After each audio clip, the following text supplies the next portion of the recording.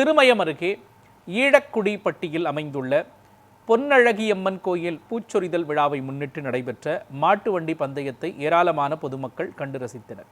புதுக்கோட்டை மாவட்டம் ஈழக்குடிப்பட்டியில் உள்ள பொன்னழகியம்மன் கோயில் பூச்சொரிதல் விழாவை முன்னிட்டு மாட்டு வண்டி பந்தயம் வெகு விமர்சையாக நடைபெற்றது. தமிழகத்தின் பல்வேறு பகுதிகளில் இருந்து 9 ஜோடி பெரிய மாட்டு வண்டியும் 18 ஜோடி சிறிய மாட்டு வண்டி என மொத்தமாக 27 ஜோடி மாட்டு வண்டிகள் கலந்து கொண்டன. போட்டியில் வெற்றி பெற்ற மாட்டு வண்டி உரிமையாளர்களுக்கும் அதனை ஓட்டிய சாரதிகளுக்கும் ரொக்கப்பணமும் பரிசு பொருட்களும் வழங்கப்பட்டன. இந்த போட்டியினை சுற்றுவட்டார பகுதிகளைச் சேர்ந்த ஏராளமான பொதுமக்கள் கண்டு ரசித்தனர்.